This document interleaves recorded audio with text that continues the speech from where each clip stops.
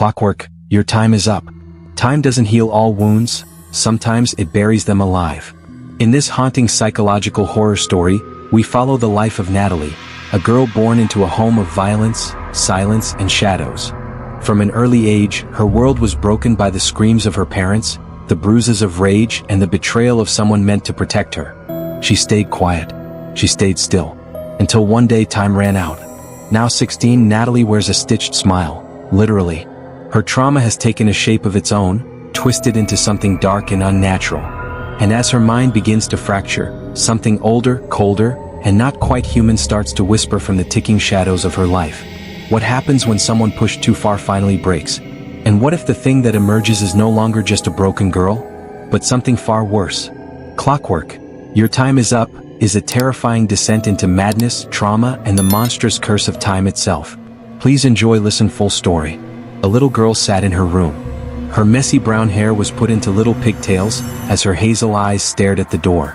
She hugged her stuffed giraffe close to her little body and listened closely to the loud yells of her father and mother.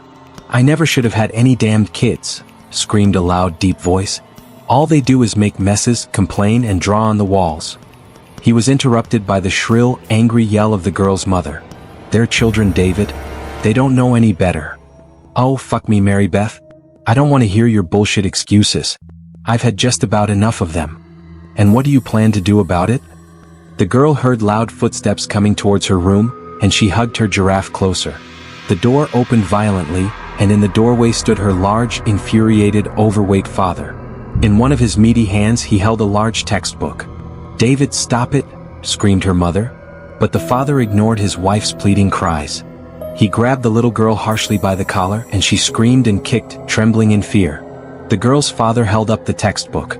"This is for drawing on my fucking walls, you little bitch." Years later, the little girl, known as Natalie, was now 9 years old.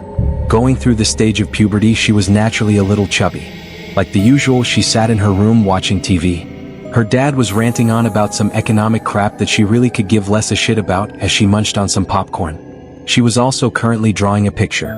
There was a bit of gore in it, but strangely she really liked drawing blood. It gave her some weird satisfaction. Other than that, multitasking was no problem for her. It became apparent to her at a young age, after having to do so much hard work and labor, that she was able to do so many things at once. Drawing ended up being her talent and passion.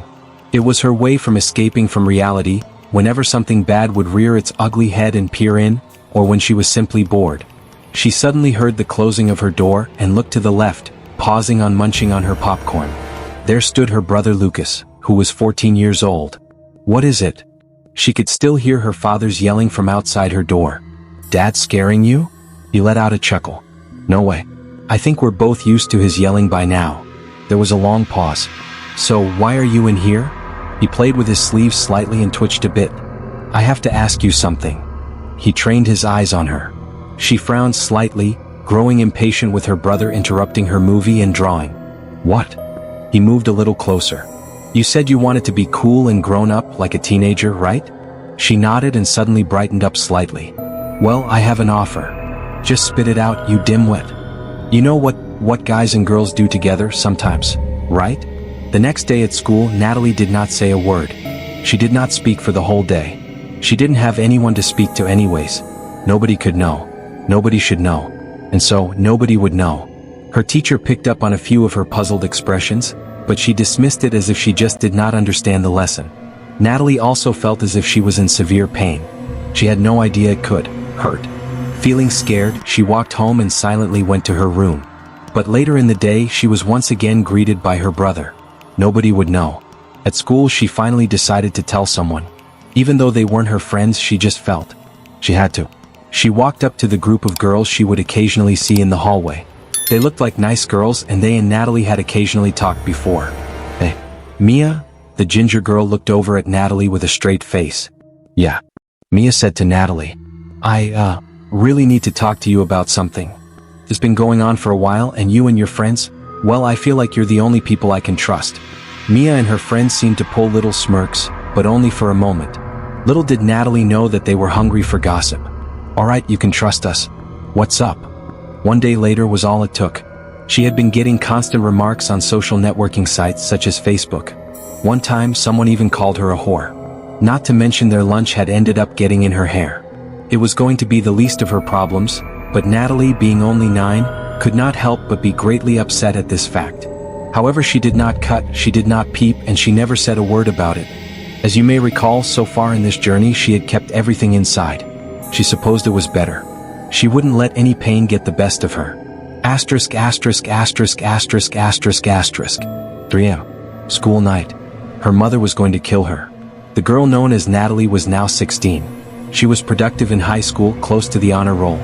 For once, she felt calm and happy. Though, like the usual, she would occasionally become a hermit in her room, hiding away from her dad, who still liked to constantly yell and scream about the economy, money and politics, and all of the other bullshit that she was flat out tired of hearing. Her eyes started to feel heavy. She had an assignment to work on, but that was no longer important to her. All that was on her mind was sleep. She closed her laptop, and after her eyes adjusted to the darkness slightly, she saw her old, worn-down stuffed giraffe in the corner. She stared at it in complete and utter silence. Memories passed through her mind and she felt tears come to her eyes. But quickly she blinked them back. No more breaking, she thought to herself, but she continued to stare at it. "What the fuck are you looking at?" she said to the stuffed object. It simply stared back with soft, black, beady eyes. She shook her head and stood up.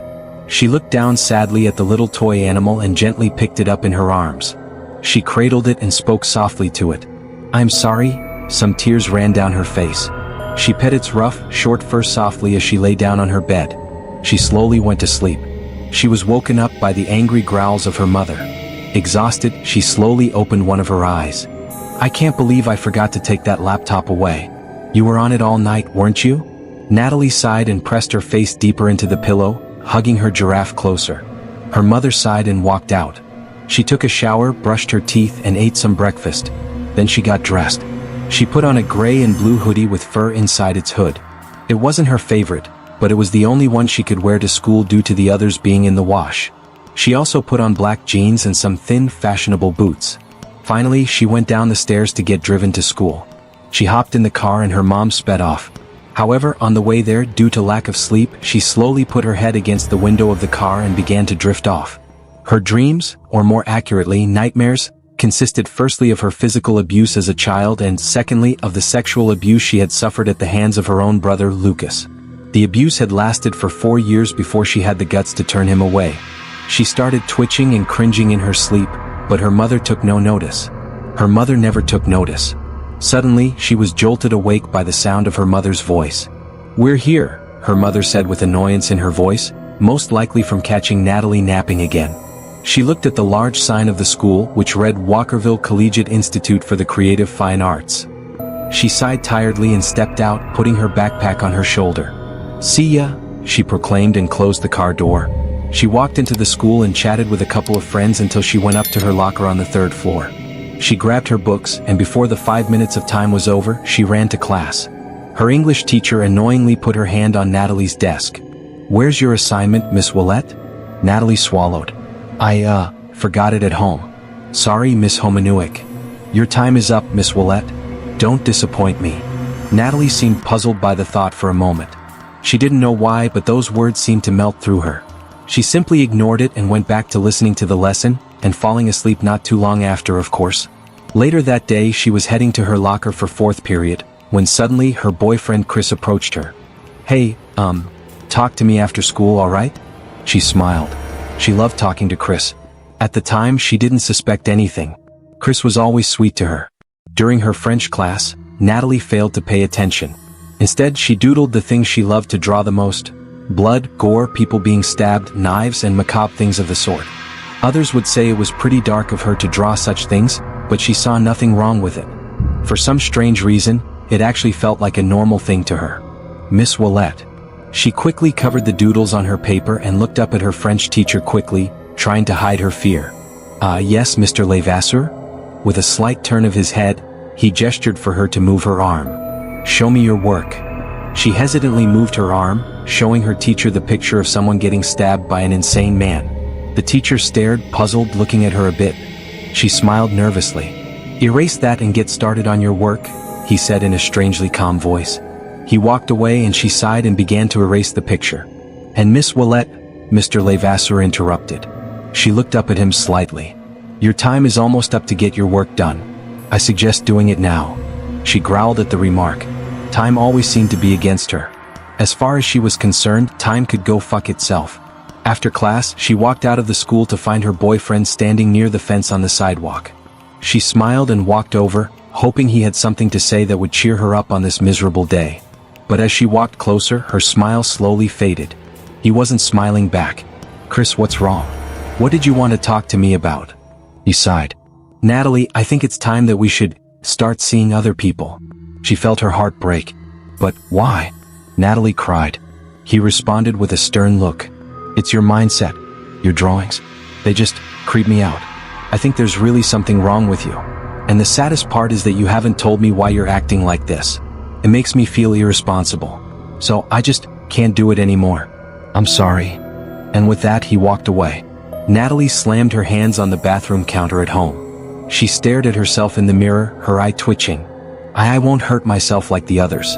I can stay strong. There was a needle and black thread in her hand. It's pointless. It doesn't help. Some weird sensation pulled at her subconscious. She chuckled slightly. No. I'm doing it because I want to. She held up the needle with thread on the end of it and smirked. Time is up. Piece after piece, cut after cut. Even though excruciating pain was going through her, she did not whine. She did not whimper. She did not cry. There were no more tears to shed. All she did was smile. Blood leaked from the pierces and made a low dripping noise into the sink and onto the counter. When she was finished, she stood back and admired her handiwork. She stroked the horrendous stitches on the sides of her mouth, which spread into a wide smile. She felt the warm, wet blood on her fingers and licked it gently, consuming the metallic-tasting liquid in pure ecstasy. She stopped when she saw her mother's reflection in the mirror behind her, and sharply turned around. She saw her mother's wide eyes and pale face, and she looked at her fingers, seeing the blood. She suddenly felt the pain and began to cry. Mom? Natalie cried. She had never felt so confused. What had just happened to her? Her mother had scheduled some therapy for her. Natalie had not gotten rid of the stitches in fear of how much pain it would bring, so she went to the session with them. She made sure her hood was up as to not let anyone see. She sat down on the comfortable leather seat and stared at the blonde woman across from her in silence. So your name's Natalie, isn't it? Natalie nodded. I'm Deborah and I'm here to help. Now tell me, Natalie, what have been some of your problems recently? Natalie stared. Time has been my problem. Deborah gave her a confused look. What about time, dear? Natalie's hands roughly gripped the leather of the seat. Everything. It makes you live through it, slowly progressing through life, being controlled by society, only to be tortured to seemingly no end, until you find you no longer have a purpose. It's a vicious circle. Time does not end. It does not slow down. It does not speed up. It is violent. It makes you live through the torture over and over again, unable to fast forward through any of it. Natalie really had no idea what she had just said. She felt like she wasn't herself anymore. Could this be because of all the things she had kept contained? No, that was impossible. But for some strange reason she liked it. The therapist leaned in closer. Sweetheart, I want you to tell me what's happened to you. Natalie continued staring. There was a long pause. She smirked slightly, the wounds from her stitches opening slightly once again. Why don't you tell me, Blondie? You're the expert. Deborah appeared mildly annoyed. Natalie, I can't help unless you tell me what's wrong. Natalie's fingers started to tear into the leather seating. Natalie isn't here anymore. With that, Deborah's eyes widened and she rose to her feet. I'll be right back.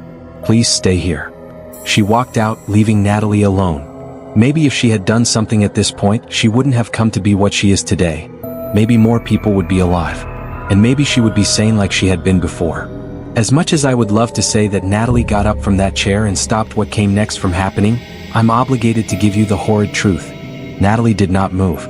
She sat perfectly still, in total silence and absolutely calm in that chair. And after a while of waiting impatiently, her parents walked in.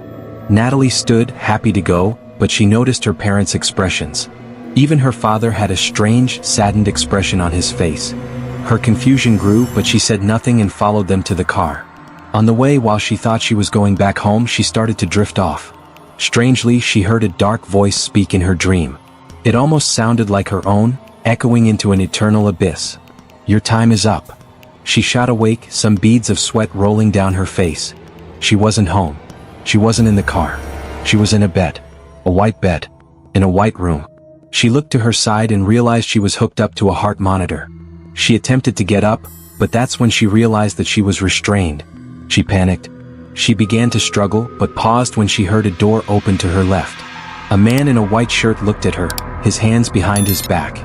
He resembled one of the cliché doctors you would see in a television program set in a scientific lab. She paid full attention as Mr. Scientist started to speak. "I can only imagine how very confused you must be right now," he said, "but I'm letting you know we're only here to help. Your parents agreed to allow us to administer medication to you, in hopes of helping your state of mind." Natalie opened her mouth to protest but was quickly silenced. "You don't need to worry," the doctor sought to reassure her. "You'll be back to normal in no time. Just try to relax." He walked over, and as he did, she tried to skittishly move away, but was unable to due to the leather straps binding her wrists and legs. He carefully took a mask and put it over her mouth and nose. She stubbornly tried to get it off, but felt herself starting to slip under as the drugs kicked in, and slowly her eyes shut. Suddenly Natalie woke up. She couldn't comprehend what she was seeing. She was being given multiple injections and something was being rubbed on her skin. She felt woozy, but was otherwise completely aware of her surroundings. She was entering a rare state patients sometimes find themselves in while undergoing surgery, in which they are able to see as they are being worked on. In this state they can feel the pain and their brain is active, but they are unable to respond. Natalie, however, was able to. Her heart rate began to accelerate as reflected on the nearby monitor, and the doctors took notice of this. They looked at her and took notice of her opened eyes. One of the doctors yelled at another. Natalie couldn't make out what they were saying, but she suddenly felt a rush of adrenaline. Shaking violently, she slowly started to slip out of her bonds. One of the doctors moved to hold her down, but then hesitated to do so. Natalie watched as all three of the doctors backed away in unison. She sat on the edge of the bed and the 4 tubes from her arm and the mask from her face. She got to her feet and started to stumble towards them. Her breath hitched and her vision was blurry. She was vaguely aware by then that she was chuckling like a madman.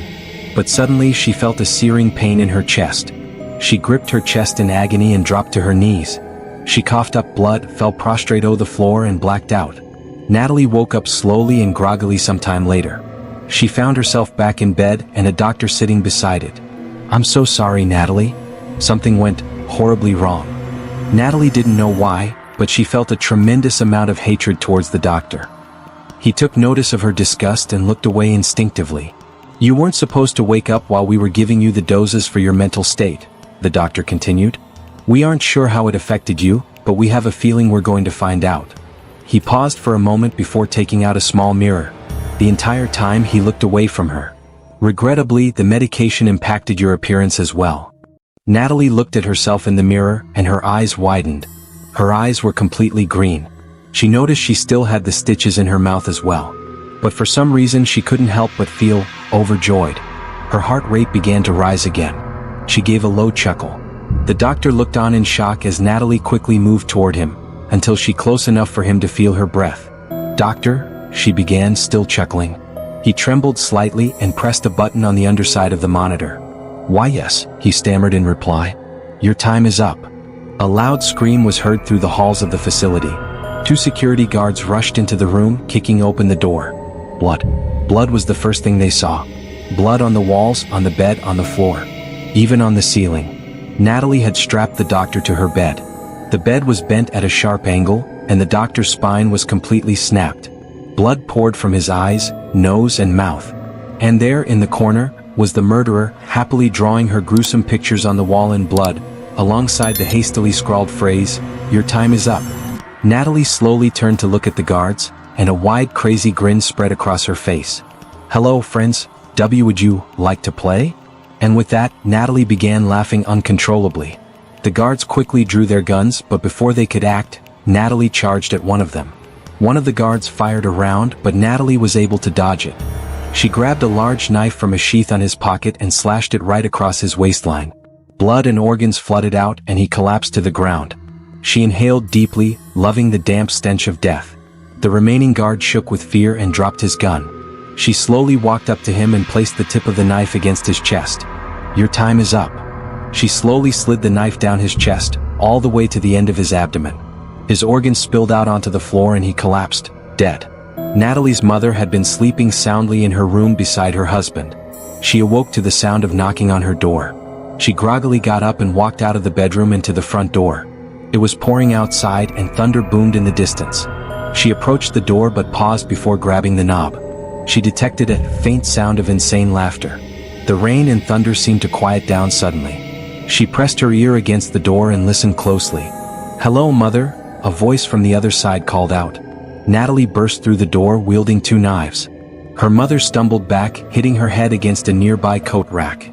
One of the hooks penetrated her skull and she bled considerably from the resulting wound. She fell to the ground paralyzed but still conscious, lying in a pool of her own blood. Natalie towered over her, and then knelt slowly to meet her mother at eye level, and displayed her blood-soaked blades proudly. "I was suffering, Mother," Natalie cooed. She ran the tip of the knife across her mother's cheek, cutting it slightly. Natalie tilted her head. "But you did nothing." All her mother could do was shake and gasp like a fish out of water. Natalie grabbed her mother and gently laid her flat on the ground. From there, she straddled her and began cutting a V into her chest. Her mother could only gasp and shake as the life drained from her. She choked and gurgled and her breaths became labored. Natalie knew she didn't have much time left. She proceeded to forcibly open her mother's chest cavity with a loud crack, reached in, and grabbed her mother's still beating heart with her bare hand. Its pulses were growing farther and farther apart. Suddenly she ripped it out, blood spraying all over her face. She stared her mother directly in the face as she took her final breaths. "Sweet dreams," she said to her mother's corpse. "Your time was up." She put the heart into her mother's mouth, patted her cheek softly and stood up. She wasn't done yet. Natalie's father, David, had stirred awake and had realized that his wife had not returned to bed yet. His eyes had only just adjusted to the darkness, when he suddenly noticed Natalie standing at his bedside, with a crazed smirk plastered on her face, and her newly green-tinted eyes glowing in the darkness. She was covered in blood and the scent was unbearable. She frowned dramatically. "Oh dear, Mother's gone. I wonder who will get the money." Natalie jeered. She swiftly grabbed her father's forehead, laughing maniacally. "That's all you ever cared about anyway?" Her father, unlike her mother, was a fighter, and he sprung up and grabbed Natalie by the neck and threw her to the ground. He started to stomp on her chest until she coughed up blood, and he stared down at her. Doesn't it feel good, Daddy?" She laughed in spite of the violence and coughed up more blood. "Hey, after all, you never seemed to mind doing it all those years ago, did you?" He narrowed his eyes. "You aren't my daughter." A wider smirk spread across her face, and she peered at him with her luminous eyes, blood dripping down her mouth. "You're right. I'm not." She suddenly tripped him, causing him to fall hard to the floor. She scrambled to her feet, knives in hand. They say the bigger you are, the harder they fall. While he was winded, she grabbed a pillow and stuffed it into his face, and then stomped on it harder and harder, until loud cracking noises could be heard. When she finally pulled the pillow away, her father's face was gruesomely mutilated, and he was making muffled noises and crying in agony. "What's the matter, Daddy? Pain too much for you?" She shoved both knives into his stomach and left them there, then moved to rip one of the large heavy wooden poles from the bed. She set it down on her father's legs and withdrew the knives. "Gonna need these," she chuckled and sat down upon the pole laid on his legs. Suddenly she started to rock back while sitting down. The weight from her body on the pole slowly started to squeeze his innards up through his body. He started to gag and blood poured from his mouth. His breath was silenced and she hit a bit of a snag. "Itchram, come on." She snarled as she forced herself to rock back with more weight. Suddenly his organs burst out of his mouth. The nasty gore piled onto the floor on the sides of his face. She nodded to his carcass and started to walk out. "Your time was up, Daddy." Finally, this would be her favorite part. She quietly snuck down to her brother's room, silently opening the door. Blood dripped from her knife, making a low tapping sound as the droplets hit the hard wood. Her brother wasn't in bed. It was apparent that he must be hiding somewhere. She grinned. "Oh dear brother, come now." She started to walk inside. "All I want to do is to have a little fun." "Ah cha cha cha." As she stepped in more, she listened closely for any sounds. Any breathing, any moving, she even sniffed the air for his putrid scent. And the closer she listened, she finally noticed something. A faint breathing noise. What? She fell to the ground, trembling. Her brother was behind her with a now bloodied baseball bat. He was glaring down with anger, panting in rage. She tried to slowly get up, but he hit her again and again and again. Mother always did like you best. You bitch. He hit her hard one last time before taking a breather. She was bleeding heavily, her green eyes drooped and glowing faintly in the darkness. She felt weak and looked closer up at the ceiling. She recalled the days she had spent in here being tortured, having to go through it for 4 years.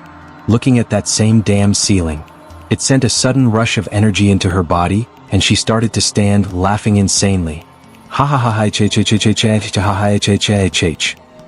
Her brother went to hit her again but used both of her knives to block it.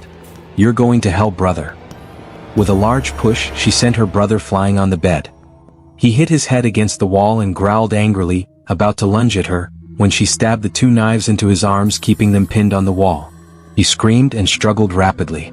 Let's see what we can use here. She started walking around the room, and smirked seeing a simple butter knife on his bedside. She picked it up and walked over to him. They say that the eyes are the softest organs on the body. She slowly licked the knife. Soft as butter. He looked in horror, trying to get away as she started to dig out his eyes with the knife. He shrieked loudly and she quickly tied a cloth around his mouth. Now, we can't have you waking the neighbors. He wasn't able to see anything. The pain was unbearable. Blood leaked violently from his eye sockets. He would cry but was now incapable. She dug around for more items and picked up a pair of scissors. She walked over to him, crawling over him. I think you need to cut loose, brother. She stabbed the scissors into his gut, and he cried out in a muffled scream of pain. She treated him like arts and crafts, cutting through his skin like paper. She lifted up his large intestine and smirked wickedly. You know what I love? Macaroni art. She started to cut the intestine into sections. These might be a little too big to put on a plate though. She could hear his brother foaming blood from the mouth. However, he had to swallow the blood back because of the cloth around his mouth. Doesn't that taste good? She licked his blood off her fingers. I sure know I like it. He let out another muffled scream. She went down to his toes and started cracking them and ripping them off. One by one. After a while, his screams grew futile. His throat was raw and bloody by now. Next, she worked on his fingers, snapping them and ripping them off slowly. The gurgling became louder and he started to squirm. He was choking on his own blood.